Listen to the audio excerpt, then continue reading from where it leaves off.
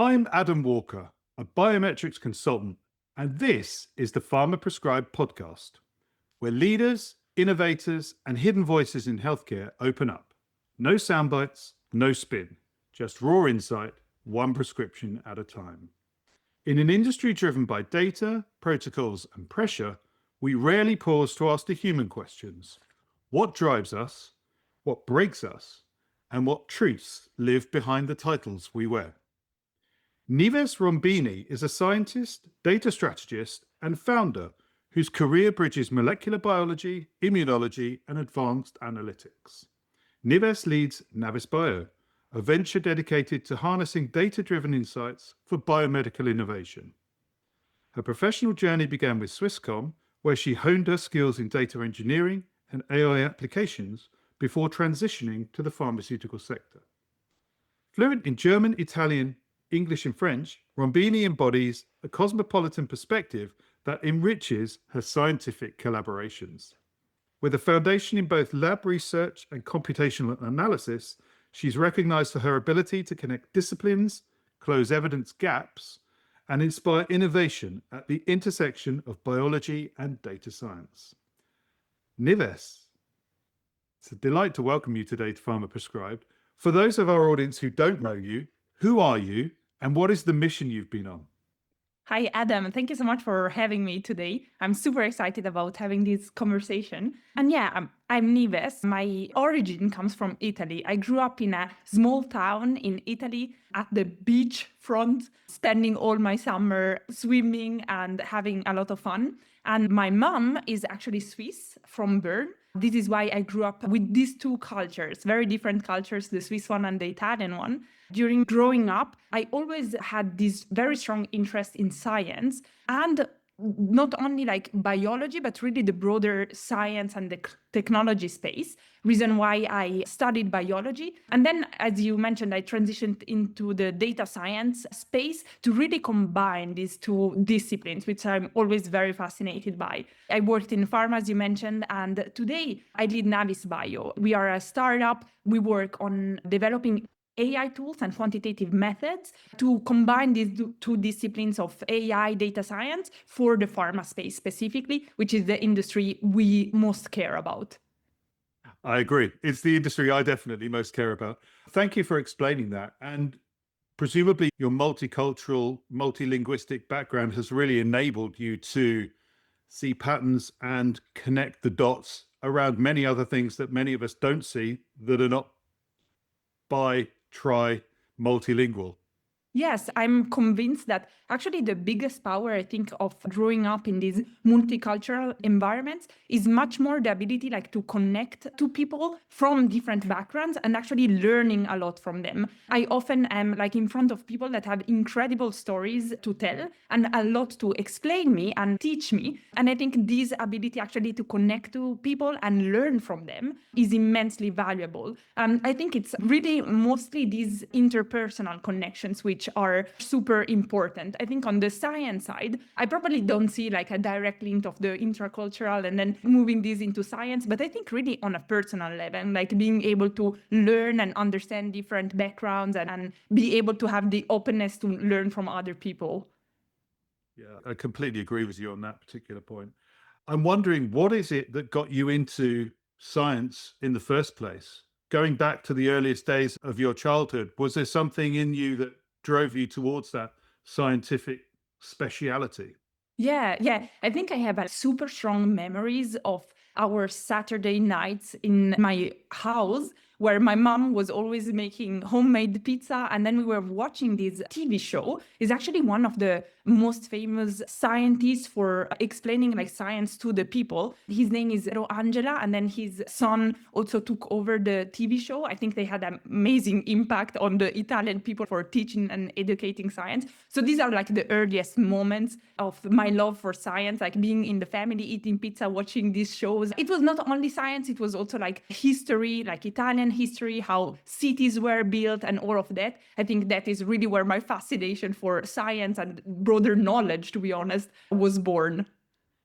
That's a wonderful insight that you share there. Beyond your education, you've obviously had a background from a number of different organizations. I'm sensing that something drove you to set up your own organization, Navis Bio, and I'd love to know more about that if you would elaborate. Yes, yeah. I think I've seen several organizations and I always loved working in all of them, learning from the people in the space and really in both, like at Swisscom, at BMS, really being at the forefront of the innovation, developing new methods and all of that, which was great. I think I was also in a very privileged position at BMS to work with several scale-ups, companies that were providing data to us. And it was always like fascinating to see how they were moving, how fast they were. And it was like inspiring to see their work. And I thought, okay, it would be nice to be on the other side of the table at some point. So that was a big motivation. And then the other, really seeing the rise of AI, like the newest capabilities, and thinking that the impact of this technology in pharma can be huge. And I think it's in all organizations are working towards that technology, but I think it's a different speed if you actually have a small company, a small organization to drive the impact in the space. It's a huge risk though, isn't it? You leave the confines of corporate world where you've got a regular income and you have all the corporate entrapments that come alongside that, nice offices, holidays paid for, and you've made an enormous jump into starting up your own company. And like many people that I've interviewed on the podcast, you appear to be the next generation of brilliant scientists coming into this industry who are pushing the boundaries of what's possible. I'm wondering how you see that and what is the intention for Navis Bio in this space? Yeah. I think when we started, I saw much more the opportunity than the risk. Like I have, I think, an intrinsic confidence that no matter what happens, I will get a job somehow. So I don't think I over-indexed on the risk side of things. And something that I actually think some people underestimate is that there is also risk in staying in a position because sometimes maybe you get too comfortable. And I always remind my manager actually at BMS, she at some point, like it was a meeting, and she told us that she is thinking about upgrading her mattress, but she's not 100% sure if she should do it because otherwise she might get too comfortable and have lower appetite for traveling and things like this. So I think I've also been embedded in a bit in an American team that has, I think, more of a risk culture. So I think I didn't really see hugely the risk. It was much more the opportunity and the chance to drive impact. And this is what we want to do actually at Navis Bio, really being at the forefront of using the technology, like apply the AI. It's not really the basic research we do, but really the thinking about bridging AI and bringing it to pharma. And I think there we are in a unique position to have pharma experience to be actually able to make the bridge. I see brilliant people on the pharma side, brilliant people on the AI side, but I think there's still a lot to happen in bridging these two worlds and actually bringing them together. And I think we were in the position to do that and be able to drive the change. So I think it felt like a calling for us. We should do this. I think that's a compelling observation that you've made there with regards to the risk and opportunity. Some people can see that comfortable chair as exactly that. Other people don't want the comfortable chair. It's an interesting perspective as well. As an independent consultant myself, I have to go out there and I have to find the work. And that's where this podcast was born, putting yourself out there, getting outside of the comfortable chair, sometimes getting outside of your own way. Yes. And putting your ego somewhere else and then letting other people drive those opportunities, whatever that might be. So Yeah, absolutely. you're sharing an insight into a worthy and willing risk taker, but I'm sensing that might well be within fairly strict confines with regards to the kind of risks that you're willing to take in a business sense.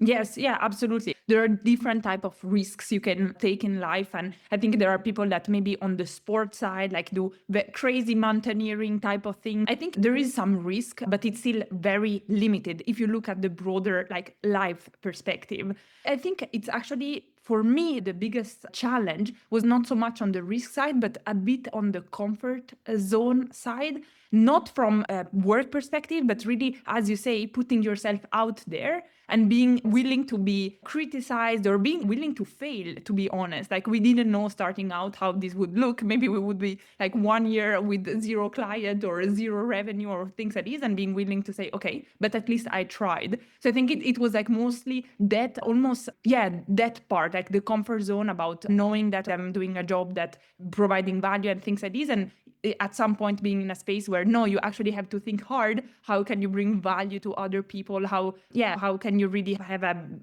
impact and go outside of your comfort zone in that sense? I think that was how I came to be aware of your work in Navis Bio. Was recently I saw some clips and information you'd put out on LinkedIn, and I'm immediately piqued when I see people who appear to be doing something different. I like to connect with people who are doing something different, who are swimming against the tide and not necessarily always staying in their lane.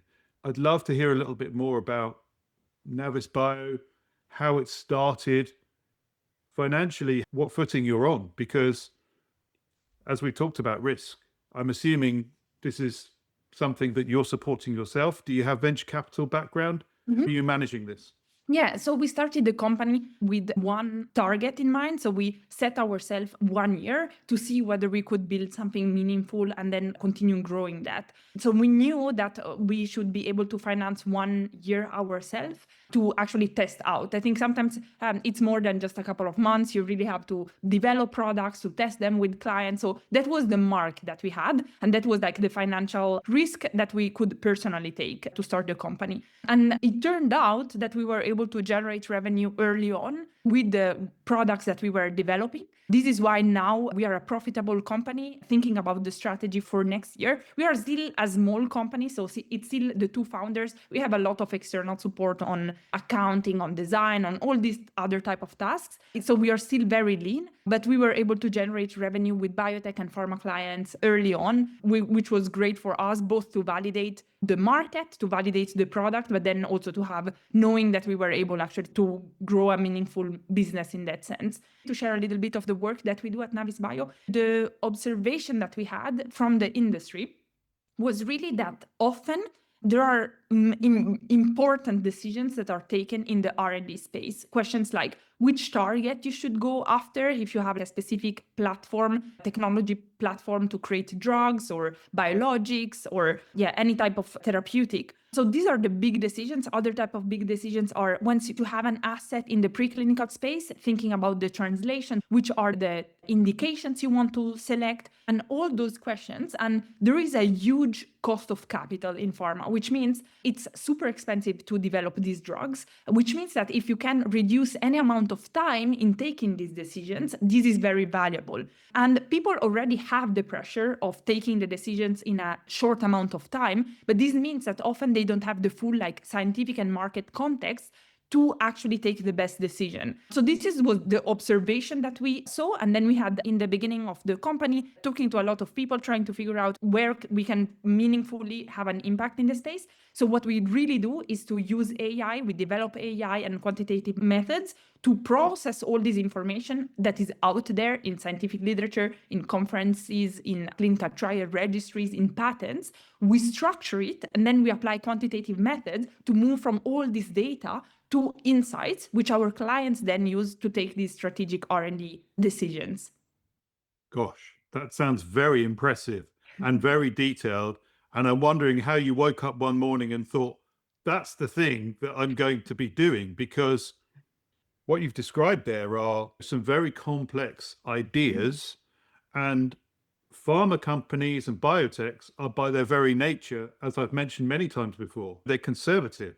Don't like to take risks. Tell me, do you embed yourself within those organizations, or do they just open the hood and just say, look, have a look at what we've got and help yourself and tell us if it's going to work, or where we ought to be focusing our attention around those key decisions with regards to therapeutic area and those quantitative methods that you talked about? Yes, I think we were, of course, very aware of the fact that these companies like pharma is a conservative industry for good reasons. There is a lot at stake. I understand the attitude, and we knew that. This is why I think we were very strategic in the beginning, thinking about how to bring value early on from publicly available information. This is where we started. For some companies, we also integrate internal data. For others, we don't. It's purely based on publicly available information. But I think what we observed in our work, like previous work before starting the company, is that there is huge investments that go into generating new biological insights. It can be in the preclinical space, but in the end, even the early clinical trials, it's still generating new biological insights. But you don't work as an organization in isolation, which means you always need to contextualize what you find within the broader scientific, like evidence from the scientific community. And that process was actually still very much manual. I've been in plenty of conversations, people thinking about new targets that they found, and then not knowing, has anyone worked on this in the past? Have there been any failures? What is competitive landscape? And of course, you can hire MBB companies, like big consulting companies doing the work, but typically it's not the budget you have available early on when you take these decisions. Also for biotechs, it's not the same type of budgets they have. So I think it was really that space, identifying that space, contextualizing the information that you can generate internally within the broader scientific and market context. And this is where we started, and this is where we realized that there is a strong need for the type of work that we do. Yeah, I really hadn't thought of it that way. And as you're describing that, I was thinking, I'd love to understand how you translate those insights. And really, we're talking about broad data sets, large language models as well, I think, but correct me if I'm wrong. How does that translate into a business offering and something tangible? Because if I'm a biotech, I'd love you to tell me how you sell that service to me, because as you're speaking, I'm thinking, I think I need that, but I need to understand why and how I need that and how that will work for me. Yes, absolutely. It really depends on which is the question you have. Like if it's about assessing targets or even identifying targets that would be a good fit for your platform, I think it's helpful to understand what's the typical process. And the typical process is companies going to conferences, reading literature, going into patent repositories, and reading all of these and doing all of this manually to actually find new targets that are maybe a fit for the platform that they have. Let's say they want to develop very specific small molecules, then you want to maybe go for targets that are already validated or have some sort of clinical validation. Maybe you want to have targets that have been described in the literature. Like there are several things that you do manually to actually find good fits for the platform that you develop, for example. Instead of doing this manually, we can do it with the support of AI. It's always with human in the loop, because I don't think AI is there to really substitute this type of work yet, but we can use it as a tool. And the way we do it is that we discuss together with our clients what are the priorities that they have. If it's targets, then we discuss a lot the platform. If it's indications they are looking at, then we discuss a lot the asset and the priorities for that asset. And then we have all these databases and data sources that are integrated in a data lake that we built and that we own, which has all this information. And we start the search with keywords that we define. And then we do a lot of classifications, things like maybe you care about the glycosylation status of a protein. So you have AI agents that actually goes find this information and then capture that. And then we structure all this data in that way. So I would say the first part is the search part. The second part is really having the aggregation and the augmentation. So maybe it's information that is not readily available in a document, but we go find other documents that can complement that. And then the last part is really building analytics on top. So for example, if you have an asset and you're thinking about indications, it's different if you have one paper saying this mechanism of action is linked to Alzheimer's disease, or if you have 20 evidence. And then there's also a difference whether this is a case report or if it's a randomized clinical trial. So we do a lot of analytics to actually then move to this data that we collected and structured to the insights, which is quantitative methods to say what is, in terms of data, the best strategy moving forward. And our users then log into a web application where all the data is being tracked and available with all the traces that we use. And then they can also have some parameters they play around for their final decision. In the end, the strategy is still on them, but we provide the full landscape of information to guide that strategy. Thank you for explaining. That makes clear sense to me now. So I have an understanding that where you're starting from, your starting point is the building of the data lake, Yes. all the way through to the keywords, the analytics, the structure, and the ultimate insights. Can we talk about the human in the loop? Because you referenced the fact that human in the loop is so important. Everyone talks about human in the loop. In these conversations, we're always talking about human in the loop. At various conferences recently I've been to, we reassure ourselves that we are the humans in the loop and that we'll still have a job tomorrow. But I'm wondering if what those human in the loop roles are and what speciality and capabilities those individuals have, because not only do our audience want to understand the now, but they want to know, particularly the younger generations, want to know what that future facing role might look like as a human in the loop. Can you just elaborate on that particular point, if you wouldn't mind? Yes, absolutely. I always make the example, if you go into ChatGPT and ask, what are the indications I should go after with this asset? You wouldn't get valuable information, because that is actually the representation of a probabilistic like distribution, and then AI sourcing from this distribution and giving the answer. And of course, AI in tools like ChatGPT and others also can do a quick web search. This is why sometimes you have still some references to web pages and things like this, but this is very superficial, which means it's not really at the point that it can provide value for strategic decisions in biotech and pharma. So this is the way, when you use a tool that is purely based on AI, would do. When we talk about human in the loop, is sitting down with our clients and then discussing what are the data sources you care about, what are the parameters that you care about. Maybe if it's pharma, they already have a distribution network, they have key opinion leaders they work with. There are other elements that come to the strategy that is not simply what is out there. So it's building these other priorities into the overall strategy. And then very practically, in terms of human in the loop, it's actually me annotating these data sets where we extract mechanism of action. For example, I have annotated almost 1,000 rows. This is something I do, even annotating 30 additional rows or things like this, where maybe you have an abstract on an asset, and then in the abstract, it's described what is the target of that asset. For example, you have a protein degrader. This is specific for a KRAS G12D molecule. It's doing this extraction manually, and then we can always run models to actually verify how well we are at extracting mechanism of action or indications and things like this. So in terms of expertise, I'm actually not scared at all about AI replacing humans. I think it's a tool like any other tool, and I think it's important to be able to use it, but there is still plenty of opportunity to provide value as a human based on the experience we have, the knowledge we have. I think we should always stay curious and continuous learning, but I see it as a tool, and I honestly also see how often it fails. Reason why we are not able to provide off the shelf a solution yet, because it fails often, and we need to be in the loop to actually make sure it goes right. So someone needs to know what is right. So I still see a lot of value in actually having that expertise. Thank you for explaining that. And I think that not only gives me plenty of confidence, but actually, when I think about some of the roles and responsibilities I've had in the past that complement those types of activities, it would be reviewing medical dictionary coding terms, for example, that huge funnel, collecting data in, and also teaching and training those models that then the next time they see them, they identify them immediately. And it becomes a lighter and lighter touch as you take a step back, doesn't it? That sounds like what you're explaining and describing there.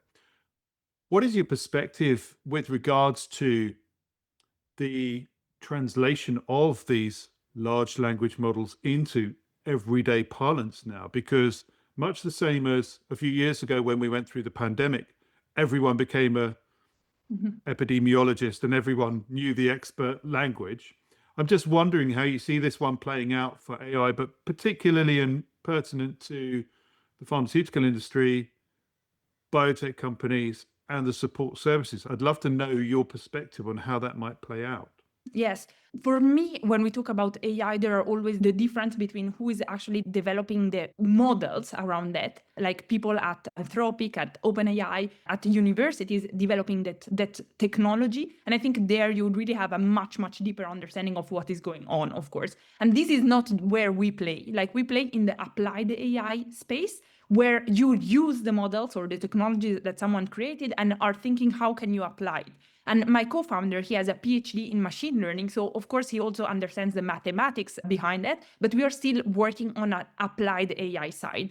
And I think actually the fact that the technology has been distributed so widely through these like consumer tools is a massive plus for us, because people have like more experience with that. They know topics around probabilistic distributions, about not like non-determinism, about hallucinations and all of that, which makes our life easier. But I think the challenge there is that this is the only experience, and large language models can do much more than what we experience through ChatGPT. A reason why like we need to do the second part of this process, explaining how you can actually run these models at scale and having much more engineering work to actually make them work in the real life. And I think everyone uses ChatGPT to write email, and I think there are just huge productivity gains across the board. But I think to really embed them into corporate or even just B2B type of workflows, I think the biggest lift is on the engineering side. So really making sure that we are applying these methods and bringing them to have a valuable output for our clients. So I think the biggest lift is actually the engineering side there. I appreciate you explaining that. I'm just wondering if anyone's listening to this and they're hearing you speak about this with such enthusiasm and knowledge and understanding, you're brilliant. Your brain is brilliant, and clearly your co-founder are brilliant people. You understand your field intuitively as much as educationally. If someone came to you and said, look, you're that good, can you clone yourself? I want 10 Niveses in my company.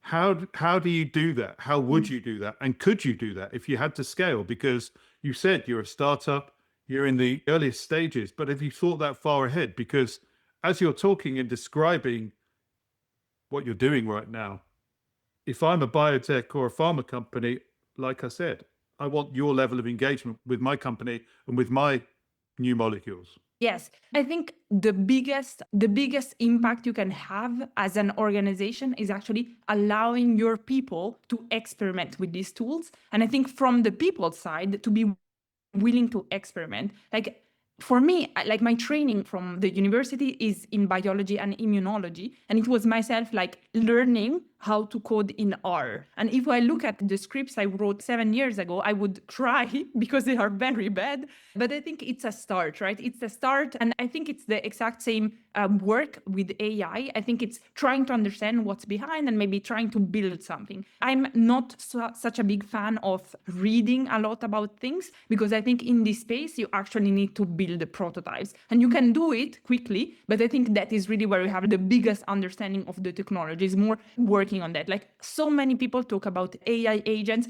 and I think like very few people actually build a prototype in that space. So I think building and having the willingness to experiment, and on the organization side, being willing to have your people experiment things, like having these Friday afternoon projects. I think there's still a responsibility from an organization perspective as well to have some room for people to experiment new things. I think especially in our industry, that is really critical. Yeah, I agree. And as you were explaining that, I was thinking about hackathons, Friday afternoon hackathons.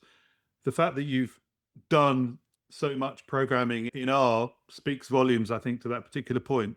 Most new programmers and data scientists coming into pharma industry now are very adept at R. Historically, we use SAS a lot, but R and Shiny and Python appear to be the programming languages that are driving the future facing where the industry is going, are they not? Yes, totally. I believe even like now with the coding assistants, they actually perform even much better in Python because there is a much more distribution of data. So that is, I think, also something that organizations should think about. Like historically in biostats, as you said, it was SAS, and then in the research space, very often using R. But now when you use coding assistants, you're so much better using Python because there's much more data available. I think these are like considerations you should take as an organization. This is why, like, for example, we don't do anything in R. Like everything what we built is in Python because the coding assistants just perform so much better. There you go.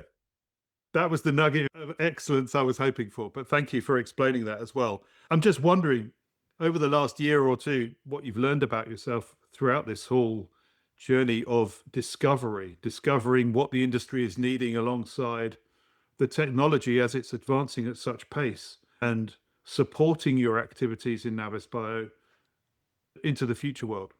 Yeah, you mean on a personal level, right? Yes. Yeah, yeah. I think the biggest learning for me is that it's okay to be intense because I'm a very intense person. I'm very passionate about the work that we do and about the impact we can have. And I think maybe in other settings, I was maybe too enthusiastic, too intense. And now I learned, okay, it's totally fine. And people actually feel also energized, and this drives positive outcomes. So I think that was like a big learning for me, saying, okay, yeah, it's okay to be intense. You can be very enthusiastic about what you are doing, and that's totally fine. I agree. And to give you a further compliment to that, I have recently interviewed a couple of other founders of companies in this space, and they have an equal level of energy and enthusiasm for their topic, as much as it's very evident in the words that you use, in the energy around which you describe those things, that this is your passion and this is your world. And I think that translates really well when people are listening back to this as well. There is a drive and a determination that comes through in everything that you're describing, as I say, and trying to simplify the complex for a very broad audience, because of course we don't all come at this with PhDs in mathematical modeling and machine learning. Are humble pharmaceutical scientists, and I've learned along the way, but I'm certainly in a very different sphere of understanding than yourself, except to say I'm trying to learn as quickly as I possibly can. And I think many of us are trying to learn and acquire this knowledge and these skills so that we can translate where we are today in pharma and biotech into something that is going to support the future of pharma and biotech in the next 10, 15, 20 years, whatever on earth that looks like, because things are moving at such a pace, are they not? Yeah, absolutely. And I think something that is also super valuable is to be around people that are really the first at trying out new things. And I wish I would be that. I think I'm the like second or third degree when new things come up. There's typically someone that tells you, have you looked at these? Have a look and things like this. But I'm like with my co-founder and other people in my network, these are the people that as soon as something is out, they are testing it, they are trying it, and then they can report back to me and say, okay, this is crap or this is amazing. I'm always thinking about this MCP, like it's an integration for large language models to integrate with databases. So you can ask questions in natural language. These gets then run into SQL code that is executed on top of databases. And this was released in November last year, so 1 year ago now. And I remember I received an email from Anthropic in the newsletter saying, we have this MCP out. And I told my co-founder, have you seen it? Have you tried it? And he sent me that day a repository where we had already integrated MCP with the clinical trial database by an FDA organization. And he had already tried that and used it. And I think this is where you have the value of people testing things super fast. So I have to ask you, I don't know what MCP stands for. Could you just elaborate on that if you wouldn't mind? Yes, it's the Model Context Protocol. Is this protocol that allows you, again, to integrate large language models with databases. So it's actually a simple context, but I think it's very powerful. And again, the biggest power is that you can, for example, have all these MCP servers on your Anthropic subscription, and then these are connected to databases, so you can ask questions in natural language, and the answer is not based on the distribution of knowledge that the AI model has, but it's actually based on real data that is sitting into databases. Gosh, that's incredibly powerful. Thank Yeah. you for elaborating that. You've really got my mind thinking and worrying at the moment. There's so much that I'd like to dig into, but actually, I want to leave that out there for our audience to give a little bit of thought to what might be coming next. So, at this point in the conversation, I like to conclude with a quick fire round, That's Nives. awesome. And I wonder, you may have alluded to it earlier, but what is the one piece of advice you would give to your younger self? Yeah, I think this is linked to the learning probably, and that is about it's okay to be intense. In the end, if you extrapolate, it's okay to be yourself. And for me, it's probably intensity. So that is the advice I would give my younger self. I don't think there's a problem with that at all. And I would say the same to any young person, actually. Just be true to yourself. I say the same to my now adult kids. If you turn up and show up as your true self, you don't have to remind yourself what you pretended to be. You're Yes. just true. Your personal, professional, they're side by side. I think that fits perfectly. What are the top 3 qualities you value most when building a team? Yeah. I think the top one, by far the top one, is scientific approach to things, which might sound a little bit vague, but I can explain a bit more what I think. I think like in the work that we do, the most important thing is to be truth seeking, which means you should have the behavior of actually looking for the truth and being able also, if you do mistakes, to say this is a mistake and not to conceal it saying, yeah, that's a other point of looking at it. No, you can do mistakes. And this, I think, is like the truth seeking behavior and really being scientific about the work that you do, I think is like the most important thing. So that is the first one. The second one is probably still being kind, which I think it's like very important to be truth seeking and to tell this is wrong and being clear about things. But I think it should always come from a place of being kind to each other, because in the end you still want to have fun and to build something, and there's no reason why you should not be kind actually to people. So that is the second one. And then the third is probably being a little bit risk taking. I think it's important in anything that you do, being willing to take some risk, because I think we often are too risk averse. I think especially like in the culture I'm embedded within, like also the Swiss culture, I find it quite risk averse. So I think being willing to take some risk because you can have outside return for that. I appreciate you sharing that. That's very kind of you. What is your favorite thing or activity outside of work? Yeah, so I'm half Italian again, so it's definitely family, spending time with my family. I have 3 siblings, all of them have kids now, and I just love playing with them and seeing them grow and listening to the questions they have, and just spending time with my family is absolute top of the list. So you're one of 4. Your parents must have been very busy, and you Yes. must have had a very busy household, I'm gathering, when you grew up. Yes, exactly. I was the youngest kid. You have to learn to defend your chocolate and your space. And yeah, I remember at some point we had a fight in the family about who could decide which show to watch in TV. And I wanted to like cover the TV to show power, and it even fell. So I even broke a TV to try to conquer my space in the family. I think that was still amazing. I've had an amazing childhood. Yeah, that was great. I think even now you're pushing the boundaries. And finally, what is your number 1 golden rule in life and in business, Nives? Yeah, it's a sentence that my dad always told me, and I say it in Italian because it sounds beautiful first. It's presto, which means you should take every situation like heads on. And this was all his advice in every situation. If you are scared, if you made a mistake, if you want to do something, like just go heads on and do it. And this was the version that was coming from my father. He was a super charismatic person. And then the version that my grandfather, the Swiss one, actually told me always is when we were like preparing apples to do like apple juice. He was always telling me if an apple has like something that is rotten or an edge or something like this, you should always cut through that first, because this is the way like you maximize the good part of the apples. And I always think about cutting the apple where the problem is, because then you can maximize the rest. It's like strange associations, but these are learnings I have in my life. Wow, that's wonderful. I think that gives us a really rich idea of what you learned from your family as much as what you've taken forward in your professional or working life. This has been a wonderful conversation, Nives, where you've shared not just your background and your understanding and how you came into this industry, but indeed why you are at the forefront of making the change and challenging the status quos that we have in our industry.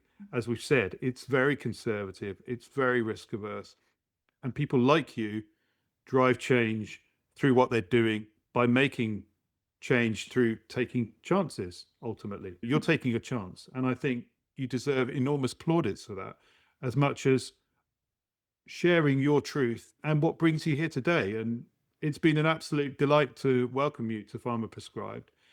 I've learned a lot, and I hope to continue learning from you and the content that you put out there. Thank you so much for coming on the podcast today. It's been just an absolute pleasure to get to know you. Thanks so much, Adam. It was my pleasure. Really enjoyed all your questions and this conversation.